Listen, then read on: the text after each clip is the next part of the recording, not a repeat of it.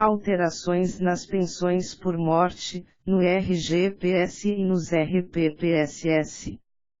Tanto no RGPS quanto nos RPPSS, em relação à pensão por morte, a PEC pretende alterar o cálculo do valor do benefício, que na legislação vigente é fixado em 100% do valor da aposentadoria que o segurado recebia ou da que teria direito se fosse aposentado por incapacidade permanente na data do óbito, havendo, atualmente, a reversão das cotas dos dependentes que perdem esta condição. Na PEC, conforme seus arts. 8º e 28, o valor da pensão por morte será equivalente a uma cota familiar de 50% do valor da aposentadoria que o segurado recebia ou da que teria direito se fosse aposentado por incapacidade permanente na data do óbito, acrescida de cotas de 10 pontos percentuais por dependente até o máximo de 100%. Ficando vedada a reversão das cotas dos dependentes que perderem essa condição. Em caso de morte decorrente de acidente do trabalho, doença profissional ou doença do trabalho, o valor da pensão será de 100% do valor da média aritmética simples de todos os salários de contribuição e das remunerações, utilizadas como base para as contribuições ao RGPS e aos RPPSS, atualizados monetariamente, correspondentes a 100% de todo o período contributivo desde a competência julho de 1994 ou desde a competência inicial de contribuição, se posterior àquela data. Em relação ao cálculo da RM e da pensão por morte, para os dependentes de servidores, as cotas serão calculadas sobre a totalidade do valor da aposentadoria recebida ou a aposentadoria por invalidez que tivesse direito, limitada ao teto do RGPS, acrescida de 70% do que sobejar. Essa não é uma fórmula nova. Na Lei Orgânica da Previdência Social antiga, a Lei N. Graus 3.807/60, já havia igual previsão, no art. 37. Assim, entendo que, a despeito de se tratar de uma medida impopular, sua legalidade e constitucionalidade são inquestionáveis. Porém, este percentual variável de pensão por morte, se estiver aliado à drástica redução no cálculo do valor da RM e da aposentadoria por invalidez, especialmente quando não for proveniente de acidente do trabalho, conforme já abordei supra, pode vir a representar uma pensão por morte de valor bastante diminuto, incompatível para o sustento digno dos núcleos familiares dependentes do instituidor. Se esta combinação se concretizar, aí sim, teremos uma grave inconstitucionalidade material no tratamento da pensão por morte, proporcionada não pelo percentual da pensão, mas por uma draconiana forma de cálculo das aposentadorias dos instituidores. Grifo que a maior novidade da reforma em relação às pensões por morte é o fato de que as cotas de cada dependente não mais reverterão aos outros beneficiários. Contudo, ao pretender a irreversibilidade de cotas, olvidou-se o governo de atentar para uma realidade muito cotidiana dos fóruns previdenciários. Trata-se da concomitância de núcleos familiares distintos, dependentes economicamente do segurado do RGPS. E aqui não estou a tratar de duas pensões por morte deixadas por um segurado para duas companheiras cancamatungs, o que é tema recorrente na jurisprudência. Trato da possibilidade de dois núcleos familiares distintos passíveis de regular existência, tais como uma união estável do segurado, com 3 filhos menores, e uma ex-esposa a qual o falecido prestasse pagamentos regulares de pensão alimentícia. São todos dependentes de primeira classe, como se nota dos arts. 16. inciso I 76, 2 graus, da Lei 8.213/91, e não há prazo para o requerimento de pensão por morte. Como a reforma não traz qualquer informação sobre a regulação infraconstitucional de seus dispositivos, ficará difícil entender o tratamento que o governo dará a cada classe de dependentes, seus núcleos familiares distintos e suas peculiaridades. Neste sentido, friso que é comum, nas rotinas forenses previdenciárias, encontrar ações judiciais nas quais se discute a necessidade de devolver valores recebidos de pensão por morte ao INSS, quando há uma habilitação posterior de dependentes de uma mesma classe, e que sequer conheciam ou não sabiam de sua localização. A dúvida, portanto, é simples, como se implantar uma irreversibilidade de cotas, sem regulamentar a concessão de pensões a dependentes de núcleos familiares distintos e cancamatuntes. O resultado será uma enxurrada de ações judiciais questionando valores de cotas individuais, possíveis enriquecimentos sem causa e pleitos de devolução de valores eventualmente descontados pelo INSS. Por fim, note-se que a fixação de regras sobre analogia entre filhos e enteados e menores tutelados, no art. 28, 4 graus da PEC, viola a isonomia e a proteção de direitos previdenciários de crianças e adolescentes que se enquadrem na situação de menor sob guarda, figura jurídica que tem a mesma proteção legal e constitucional, como o STJ já consagrou recentemente, com efeitos vinculantes, no tema 732. A acumulação de aposentadorias do RPPS e do RGPS. A acumulação de benefícios previdenciários. O novo 10 do art. 37, 10 prevê que são inacumuláveis as aposentadorias do RGPS e do RPPS com a remuneração por outro cargo, emprego ou função público, salvo quando os cargos públicos sejam acumuláveis, os cargos eletivos e os cargos em comissão declarados em lei de livre nomeação e exoneração. Não ficaram claras, contudo, as hipóteses em que não são acumuláveis os cargos públicos e os empregos privados. As acumulações de benefícios previdenciários nos RPPSS e no RGPS passariam a ser reguladas pelos novos 10 e 11 do art. 12 e pelo art. 30, ambos da PEC 6/2019. Nos RPPSS, é previsto que 10. A acumulação de benefícios previdenciários observará os seguintes requisitos. E, é vedado o recebimento conjunto de mais de uma aposentadoria à conta de regime de previdência de que trata este artigo, ressalvadas as aposentadorias decorrentes dos cargos acumuláveis na forma prevista no art. 37 da Constituição. Segunda, é vedado o recebimento de mais de uma pensão por morte deixada por cônjuge ou companheiro à conta de regime de previdência de que trata este artigo, ressalvadas as pensões do mesmo instituidor decorrentes dos cargos acumuláveis na forma prevista no art. 37 da Constituição, observado o disposto no inciso 3º.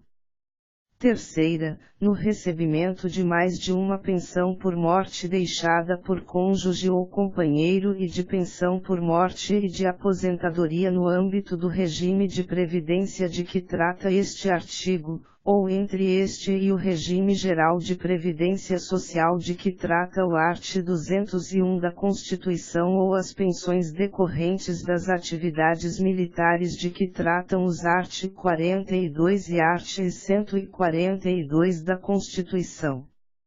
Será assegurado o direito de recebimento do valor integral do benefício mais vantajoso e de uma parte de cada um dos demais benefícios, apurada cumulativamente de acordo com as seguintes faixas.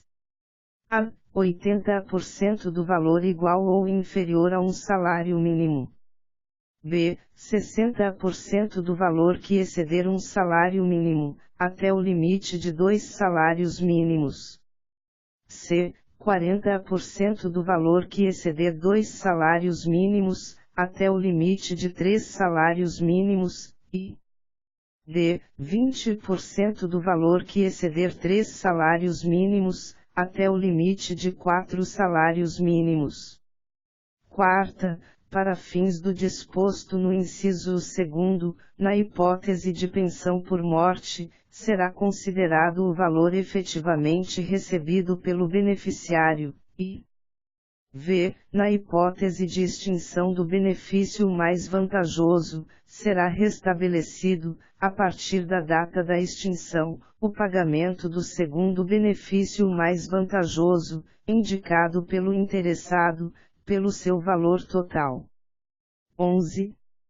Os critérios de que trata este parágrafo serão aplicados às acumulações que ocorrerem após a data de promulgação desta emenda à Constituição.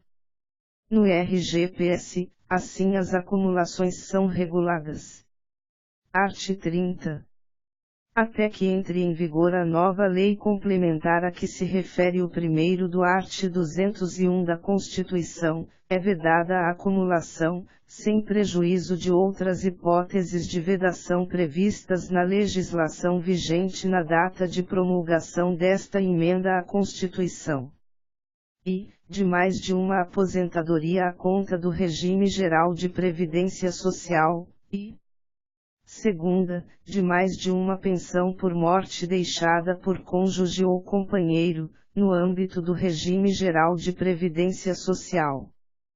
Primeiro é permitida a acumulação de pensão por morte deixada por cônjuge ou companheiro do regime geral de previdência social.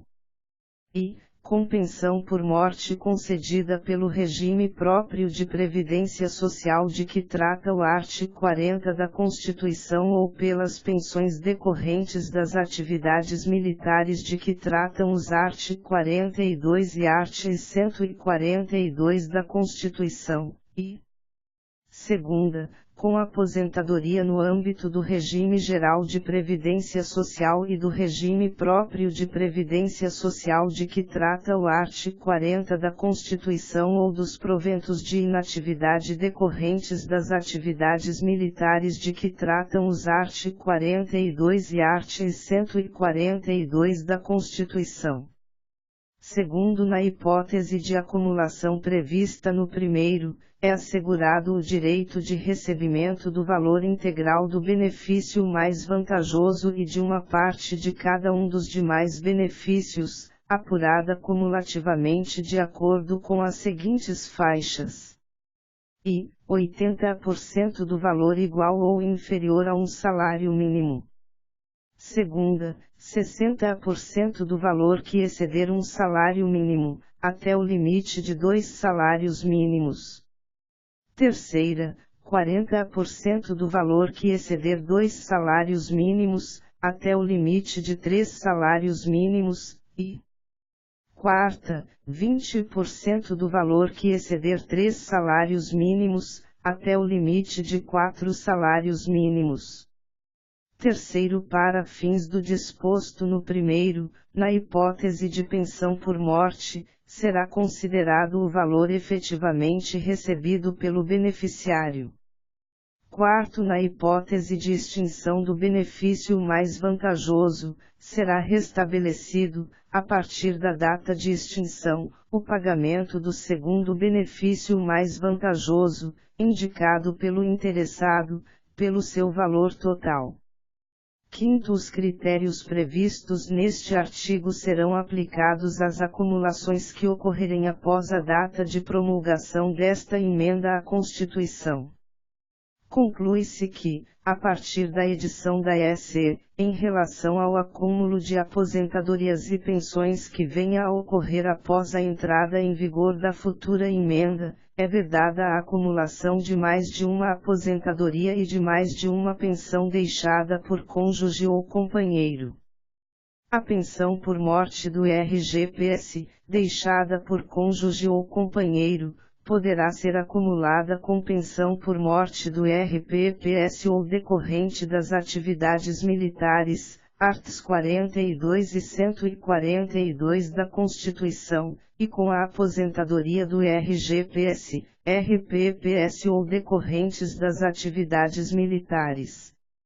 Na ocorrência dessas hipóteses, será resguardada a percepção integral do benefício mais vantajoso e de uma parte de cada um dos demais benefícios acumulados, que estarão sujeitos à aplicação de redutor escalonado por faixas remuneratórias, nos percentuais de 20%, 40%, 60% e 80%, não havendo direito à percepção de qualquer parcela sobre a faixa excedente a 4 salários mínimos por benefício acumulado. Com essas proposições, estamos diante de uma gradação de acordo com o valor dos dois benefícios somados que aparenta ter mais justiça e razoabilidade que as regras previstas na PEC 287/2016, que impediam a acumulação quando a soma dos dois benefícios pretendidos fosse superior a 2 salários mínimos. Segurados especiais.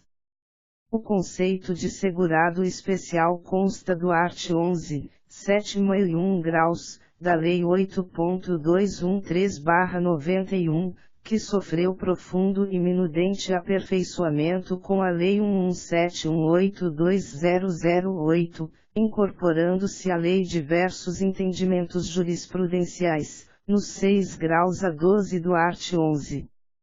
Basicamente, é o trabalhador rural, o garimpeiro ou pescador artesanal que trabalha individualmente ou em regime de economia familiar, ainda que com auxílio de terceiros, para sua sobrevivência e de sua família. Enfim, é o camponês e o pescador que não possuam um empreendimento de grande porte. Com o fim de buscar uma vida digna para os segurados especiais, mantendo-os no campo produzindo gêneros alimentícios consumidos pela população em geral e para evitar o êxodo para os grandes centros urbanos, onde graçam pragas como desemprego e violência, desses cidadãos que sobrevivem do consumo direto ou de alguma pequena renda proveniente da agricultura familiar ou da pesca, o legislador ordinário estipulou a medida contida nos arts. 39 e 143 da Lei 8.213/91, que permite a concessão de aposentadoria por idade de um salário mínimo, com a redução da idade para 60/55 anos, H/M, sem qualquer exigência de contribuição. A PEC 6/2019 pretende determinar que segurados especiais procedam ao pagamento de suas contribuições, em toda e qualquer hipótese, conforme a alteração pretendida no art. 195, 8 graus e inclusão dos 8 graus A e 8 graus B, da CEF, não havendo mais a concessão de benefícios previdenciários sem a respectiva contribuição, a esta categoria.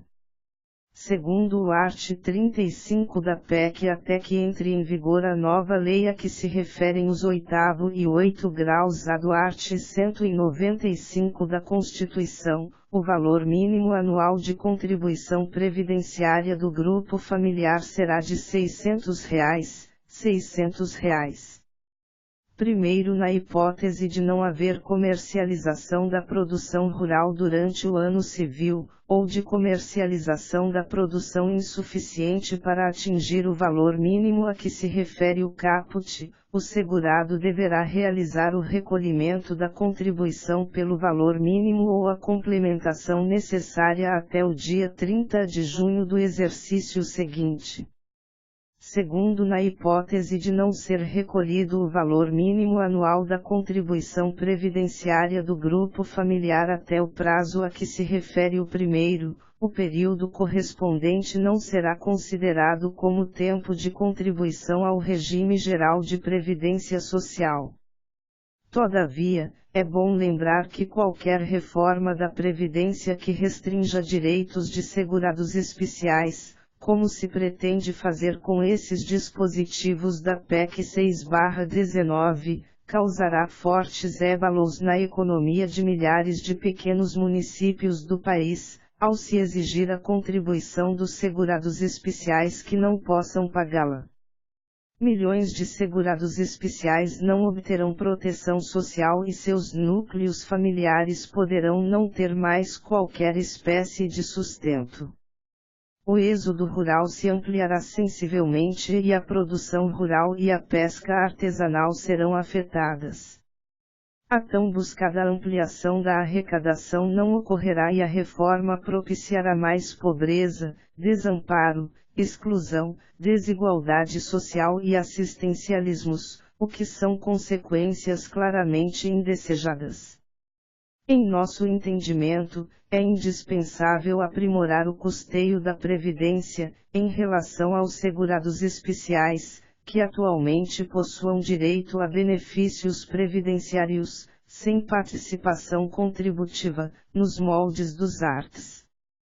39 e 143 da Lei 8.213/91. Essa realidade fática necessita de aperfeiçoamentos emergenciais para a integração entre trabalhadores urbanos e rurais. Uma boa fonte de inspiração seria a Lei do Regime de Trabalho Agrário da Argentina, Lei 26.727, de 27 de dezembro de 2011, regulamentada pelo Decreto 301/2013.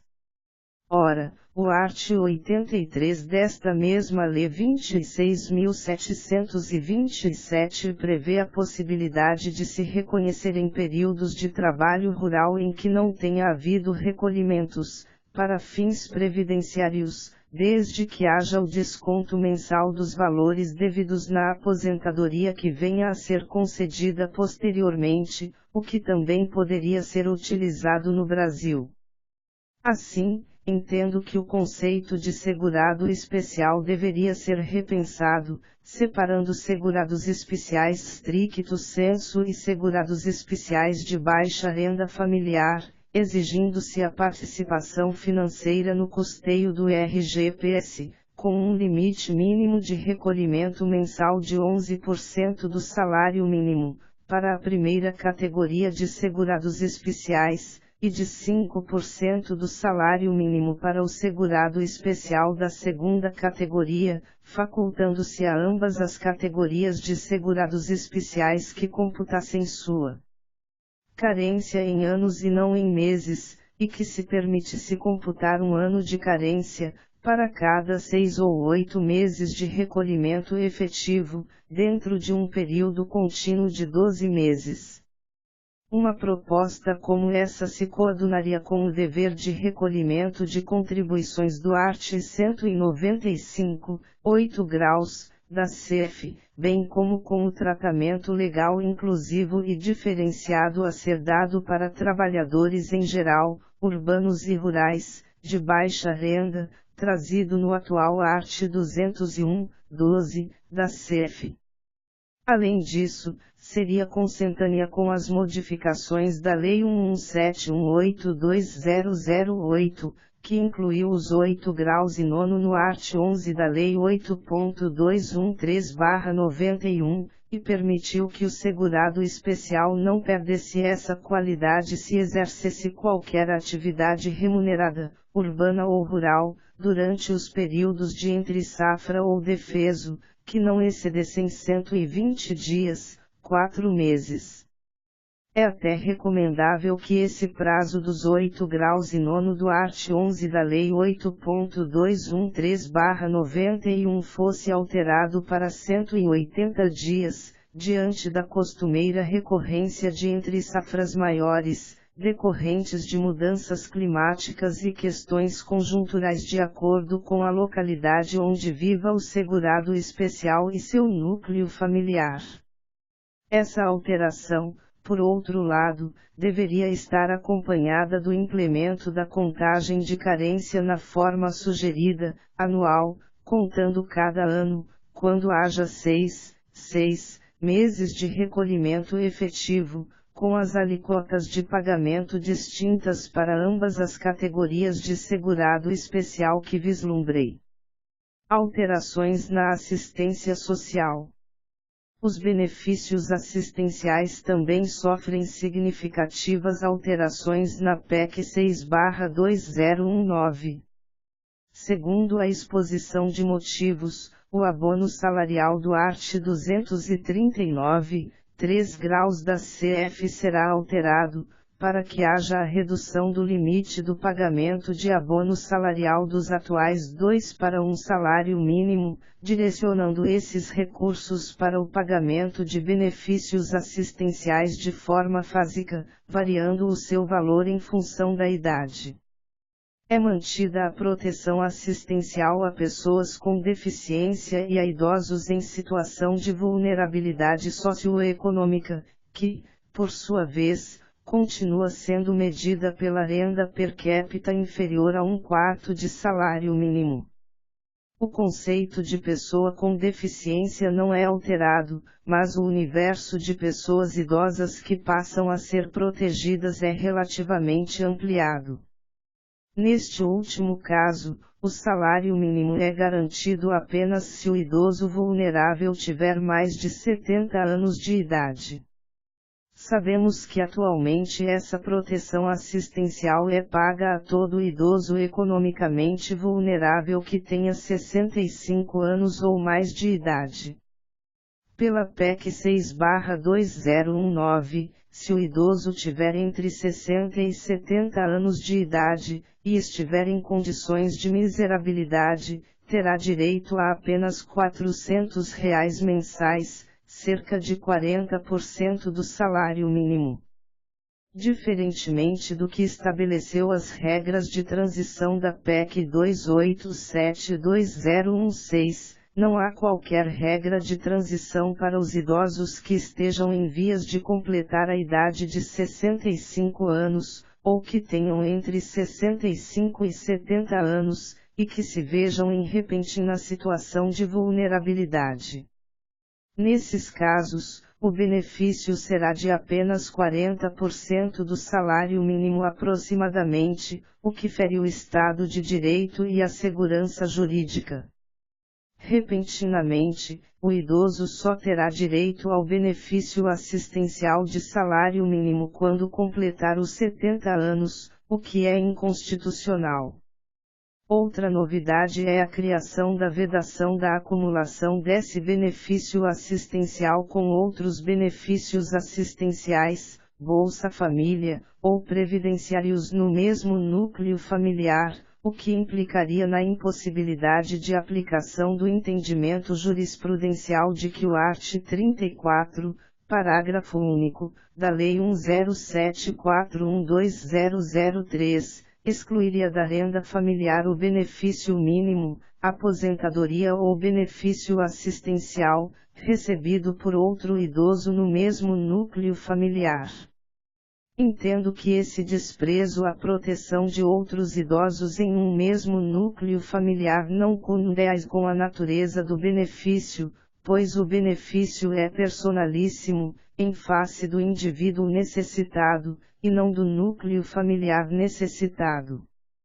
É, portanto, inconstitucional, a impossibilidade de concessão de benefícios assistenciais em um mesmo núcleo familiar. Melhor seria que a PEC trouxesse uma regulamentação da acumulação, com percentuais de concessão para o segundo benefício concedido, em um mesmo núcleo familiar, em vez de proibir a concessão, que, repita-se, não é devida ao núcleo familiar, mas à pessoa vulnerável. Além dessas observações, tanto para pessoas com deficiência, como para idosos, é acrescentada a relevante exigência de avaliação do patrimônio familiar, móvel ou imóvel, que não poderá ser superior a R$ 98.000, conforme art. 42, da PEC. Entendo, entretanto, que essa exigência não se compadece com a própria natureza do benefício assistencial, pois é possível que o necessitado viva em imóvel com esse perfil, que seja bem de família, e ainda assim se encontre em situação de miserabilidade, até mesmo impedido de vender esse imóvel. Da forma como está colocada essa condição, há uma ofensa constitucional clara ao direito social à moradia, previsto no art. 6º da Constituição. Por outro lado, há uma tarifação constitucional da prova da vulnerabilidade e o cerceamento à atividade instrutória do Poder Judiciário, ao impor que uma situação de miserabilidade seja avaliada por critério alheio ao conceito, em detrimento da liberdade de julgar motivadamente, nos limites do devido processo legal e da inafastabilidade da jurisdição, art. 5º, XXXV e liv. Da CF. De certo, a melhor interpretação desse indicativo patrimonial deveria ser a de uma presunção relativa de vulnerabilidade para imóveis inferiores a este valor de R$ 98.000, somada a outras provas, e não a de uma presunção absoluta e inconstitucional de que imóveis superiores a esse valor não permitiriam ao grupo familiar a concessão de proteção assistencial. A PEC prevê, ainda, conforme o art. 203, 2 graus da nova versão da CF, que haverá o pagamento de auxílio inclusão de 10% do benefício assistencial de pessoa com deficiência, que venha a ser suspenso pelo exercício de atividade remunerada. Mas, é bom lembrar que esse novo benefício inclusivo não é incompatível com as inovações dos parágrafos do art. 21 da Lei 8.742/93. A tributação previdenciária progressiva está prevista nos arts. 14 e 34 da PEC apresentada, para servidores públicos, até 22%, e trabalhadores seletistas, até 14%.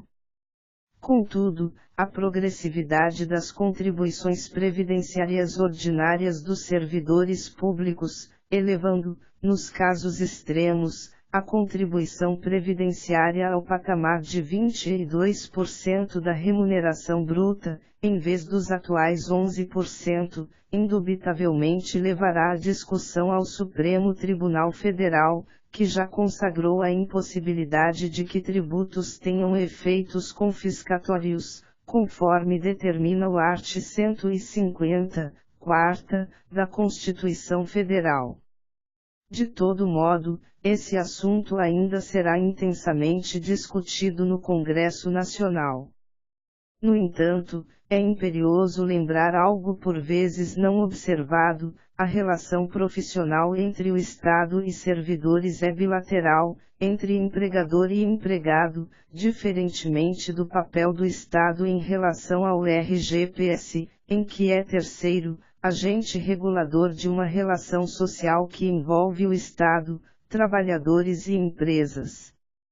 A analogia e igualdade de tratamento, tão propalada pelo governo na exposição de motivos e na imprensa, são juridicamente injustas e não poderá nunca se concretizar, especialmente diante das garantias e direitos que o Estado deve a seus servidores, que abdicam de uma série de direitos e prerrogativas, em face de um projeto de vida dedicado à res pública. A administração das entidades de previdência complementar dos servidores e a democracia interna. À luz do novo art. 40, 15, proposto pela PEC 6/19, os regimes de previdência complementar de servidores públicos, FUNPRES e instituições análogas, na forma do art. 40, 14, da CF, poderão continuar sendo administrados e patrocinados por entidade fechada de previdência complementar instituída pelo ente federativo, como vem sendo. Mas a novidade da PEC é a possibilidade de patrocínio de plano administrado por entidade fechada de previdência complementar não instituída pelo ente federativo ou de patrocínio por entidade aberta de previdência complementar, sempre mediante licitação. Trata-se, na espécie, de concessão, à iniciativa privada e a terceiros não relacionados à previdência complementar específica, de fundos financeiros multiparticipativos que vêm sendo, em geral, bem geridos, sem, sequer, haver a previsão da aquiescência dos participantes em tal concessão. Por outro lado, o artigo 40, 17, proposto pela PEC 6/19, explicita que essas entidades gestoras sejam unas, em cada ente federativo, abrangidos todos os poderes, os órgãos e as entidades autárquicas e fundacionais, que serão responsáveis pelo seu financiamento, devendo a União, os Estados, o Distrito Federal e os municípios disciplinarem por lei o funcionamento de seu regime e da entidade gestora. Ou seja, com isso, por exemplo, não poderão mais subsistir FUNPRISP-JUD e FUNPRISP-RC, como atualmente conhecemos, que deverão se fundir, absorvendo lucros e prejuízos patrimoniais, conforme o caso. Isso pode significar rompimento de expectativas contratuais havidas entre o servidor e a instituição que administra seu fundo de previdência complementar. Para esse rompimento, o proponente não traz qualquer compensação. A reforma e os parcelamentos de contribuições. Um bom dispositivo da PEC é o novo art. 195, 11, em que se afirma que 11.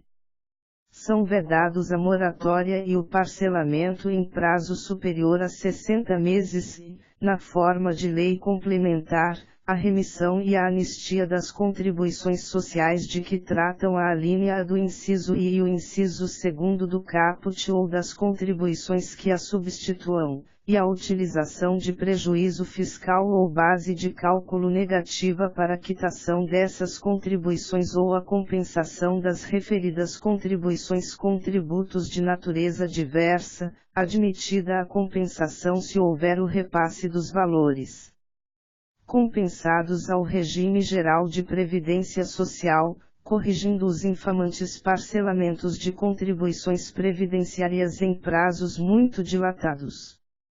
A carência e o mínimo contributivo. O texto proposto afirma, em seu art. 195, 14 e 15, que 14. O segurado somente terá reconhecida como tempo de contribuição ao regime geral de previdência social a competência cuja contribuição seja igual ou superior à contribuição mínima mensal exigida para sua categoria. 15. O segurado que, no somatório de remunerações auferidas no período de um mês receber remuneração inferior ao limite mínimo mensal do salário de contribuição de que trata o 14, poderá, observada a periodicidade máxima e os demais critérios previstos em lei, e complementar a sua contribuição, de forma a alcançar o limite mínimo exigido, hipótese em que poderá utilizar o valor da contribuição que exceder o limite mínimo de contribuição de uma competência em outra, ou, segunda, agrupar contribuições inferiores ao limite mínimo de diferentes competências, para aproveitamento em contribuições mínimas mensais. Essa é uma situação extremamente corriqueira nos processos previdenciários, quando o cidadão tem recolhimentos inferiores ao salário mínimo. Acredito ser extremamente válida a ideia de permitir a complementação da contribuição, quando inferior, seja por meio de compensação com outro mês, seja por meio do agrupamento de contribuições inferiores. Todavia, o pecado da proposta é logo observado, quando se vê que ela se dissocia da realidade e da legislação infraconstitucional, trazida nas Leis 8.212 e 8.213, de 1991, especialmente se for considerado que milhões de segurados ainda se verão na iminência de se aposentarem por idade, conforme a legislação atual, que exige carência, e não tempo de contribuição. Assim, era essencial que esses dispositivos mencionassem que as competências, quando ajustadas, dariam direito ao cômputo do tempo de contribuição, mas também do tempo de carência, para que não restassem dúvidas, interpretadas sempre em desfavor do trabalhador. Além disso, deveriam prever que essas situações não seriam passíveis de cobrança ao trabalhador que se enquadre como segurado empregado, trabalhador avulso ou empregado doméstico, pois, nesses casos, a responsabilidade pelo recolhimento é exclusiva do empregador, nos termos do art. 30, IV da Lei 8.212/91. Com relação ao trabalhador na condição de segurado com contrato intermitente, os dispositivos poderiam prever sua melhor proteção, evitando os questionamentos sobre a constitucionalidade do art. 452-A da CLT, trazido pela Reforma Trabalhista, Lei 13467/2017, especificando melhor quem arcará com a obrigação tributária de possível complementação de contribuição previdenciária, quando o salário de contribuição mensal for inferior a um salário mínimo. Não é demais lembrar que mesmo nesses contratos, a responsabilidade pelo recolhimento é do empregador, conforme o art. 452-A, 8 graus da CLT já prevê. Ou seja, se era para constitucionalizar esse tema, que o fizesse respeitando a boa e justa sistemática já estabelecida pela legislação atualmente existente. Portanto, parlamentar, há ajustes essenciais a serem feitos nesses dispositivos. Previsibilidade da fonte de custeio e inafastabilidade da jurisdição. O art. 195, 5 graus da CF, na versão proposta, defende que nenhum benefício ou serviço da Seguridade Social poderá ser criado, majorado ou estendido por ato administrativo, lei ou decisão judicial, sem a correspondente fonte de custeio total. Obviamente, essa previsibilidade é norma fundamental, sem a qual o equilíbrio financeiro e atuarial do sistema pode vir a ser afetado. Mas, por outro lado, eventuais omissões e parcialidades do Poder Legislativo e do Poder Executivo, como aquela existente em relação ao art. 45 da Lei 8.213/91, ofendendo direitos fundamentais como a isonomia, não podem ser desprezadas, em se tratando de ações judiciais, sob pena de ofensa à inafastabilidade do controle jurisdicional de atos administrativos e legislativos. Assim, na forma do art. 5º, XXXV, da CF, esse dispositivo é inconstitucional, na medida em que exclui da apreciação do Poder Judiciário a possibilidade de concessão, majoração ou extensão de benefício já existente à pessoa indevidamente excluída, ou não protegida, pelo Estado brasileiro. Os anistiados políticos do ADCT e a reforma. A reforma prevê diversas modificações previdenciárias em relação aos anistiados políticos, que são todos aqueles que foram abrangidos pelo Decreto Legislativo nº 18, de 15 de dezembro de 1961, aos atingidos pelo Decreto-Lei nº 864, de 12 de setembro de 1969, e aqueles que no período de 18 de setembro de 1946 até a data da promulgação da CF 88, foram atingidos, em decorrência de motivação exclusivamente política, por atos de exceção, institucionais ou complementares, que afetarão, de algum modo, suas vidas pessoais e profissionais. A essas pessoas é prevista a reparação econômica do art. 8º do ADCT, sem prejuízo de seus interesses e proteções previdenciárias. Em sede infraconstitucional, essa reparação é regulada pela Lei 1055920002, que assim prevê o regime previdenciário do anistiado. Art. 1º. O regime do anistiado político compreende os seguintes direitos. I. Declaração da condição de anistiado político.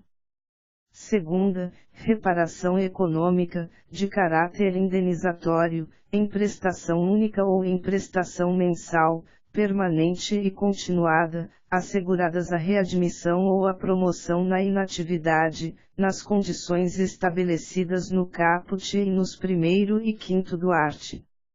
8º do ato das disposições constitucionais transitórias.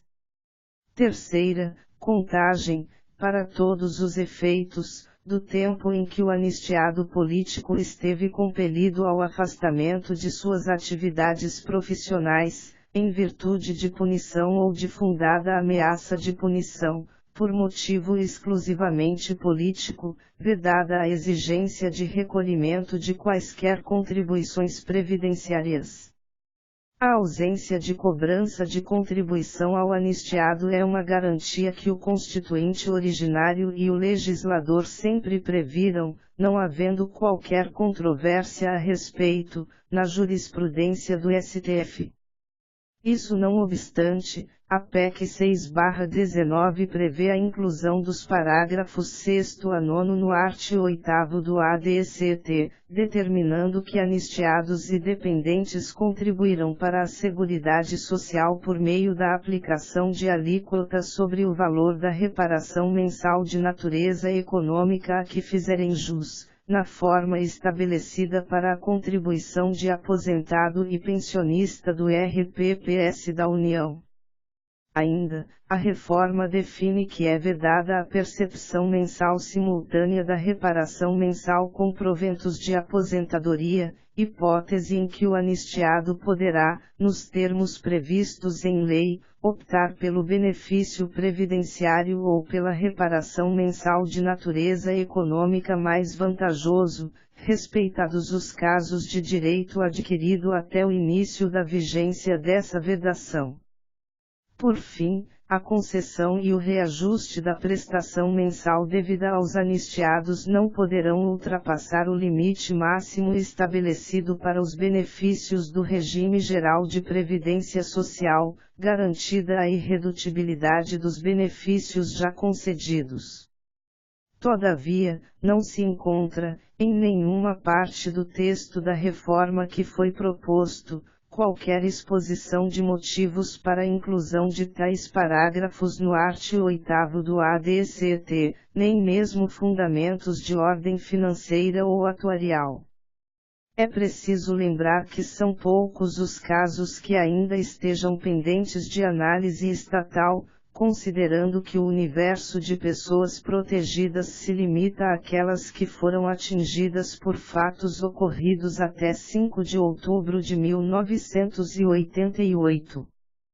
Por conseguinte, certamente, o impacto de tais parágrafos propostos é menos financeiro que político-ideológico. Vale lembrar que o benefício previdenciário devido a esses anistiados é de perfil remuneratório, e visa-se substituir as suas remunerações, reais ou fictas por determinação constitucional. Desse modo, a aposentadoria do anistiado, ou a pensão decorrente, não pode, em hipótese alguma, se confundir com a reparação econômica, fixa ou mensal, que é devida pelo ente federado, que tem perfil indenizatório e não pode ser tributada, como é pacificamente consolidado. Ou seja, ainda que se respeitem o direito adquirido e a irredutibilidade dos benefícios já concedidos, o que é óbvio, a nosso entendimento, esses dispositivos, determinando contribuições novas para indenizações de anistiados e a inacumulabilidade de valores remuneratórios e indenizatórios, são substancialmente inconstitucionais. Parlamentar, leitor, fiquem atentos a esta grave inconstitucionalidade. Competência da Justiça Federal. Há severas modificações da competência da Justiça Federal. Vejamos o texto do pretendido art. 109. Art. 109. E, as causas em que a União, a entidade autárquica ou a empresa pública federal for interessada na condição de autora, ré, assistente ou oponente, exceto as de falência e as sujeitas à Justiça Eleitoral e à Justiça do Trabalho. Segundo, as causas intentadas contra a União poderão ser aforadas na seção judiciária em que for domiciliado o autor, naquela onde houver ocorrido o ato ou o fato que deu origem à demanda ou onde esteja situada a coisa. Terceiro, lei poderá autorizar que as causas de competência da Justiça Federal, em que forem parte instituição de previdência social e segurado, possam ser processadas e julgadas na Justiça Estadual, quando a comarca do domicílio do segurado não for sede de vara federal. Sexto, compete exclusivamente à Justiça Federal decidir sobre a existência de interesse jurídico da União, de entidade autárquica ou de empresas públicas federais, que justifique o deslocamento da competência de processo que tramitava na Justiça Estadual. Além disso, a PEC prevê, em seus arts. 43 e 44, que art. 43. Permanecerão na Justiça Estadual as causas relativas a acidentes de trabalho que envolvam a União, entidade autárquica ou as empresas públicas federais, ajuizadas até a data de promulgação desta emenda à Constituição, hipótese em que lei poderá dispor sobre a transferência dos processos em tramitação para a Justiça Federal. Art. 44. Até que seja publicada a lei a que se refere o terceiro do art. 109 da Constituição, poderão ser processadas e julgadas na Justiça Estadual as causas previdenciárias, acidentárias ou não, ajuizadas pelos segurados ou por seus dependentes, de competência da Justiça Federal, quando a comarca de domicílio do segurado distar mais de 100 km da sede de vara do Juízo Federal. Assim, acrescentam-se à competência da Justiça Federal as ações relativas aos acidentes do trabalho, permitindo-se que as ações acidentárias ajuizadas até a data da S sejam mantidas na Justiça Estadual, e que lei posterior disponha sobre a transferência, nesses casos, dos processos para a Justiça Federal. É excluída a possibilidade do cidadão brasileiro de ajuizar ação contra a União no Distrito Federal, em toda e qualquer hipótese. Além disso, altera-se o art. 109, 3 graus da CF para permitir a conhecida competência delegada, inclusive em ações acidentárias, ajuizadas pelos segurados ou dependentes, apenas quando a comarca de domicílio do autor do processo distar mais de 100 km da sede de vara do Juízo Federal. Essas alterações prestigiam a introdução do processo eletrônico e a ampla interiorização da Justiça Federal pelo país, mantendo a possibilidade da competência delegada para municípios de grande extensão territorial, ainda encontrados nas regiões Norte e Centro-Oeste, especialmente. São mudanças muito salutares para a Previdência Social. Acredito que o jurisdicionado tem muito a ganhar com essas alterações de competência, diante da alta especialização encontrada em juízes e servidores que laboram na Justiça Federal, com todo o respeito aos magistrados, servidores e advogados que labutam nas justiças estaduais do país. Underscore underscore underscore underscore underscore underscore underscore underscore underscore underscore underscore underscore.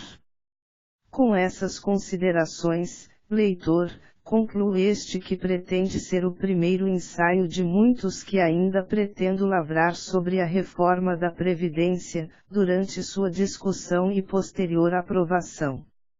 Espero que este ensaio seja bem aproveitado nos debates e discussões parlamentares a respeito do tema. Sigamos trabalhando. Até o próximo ensaio.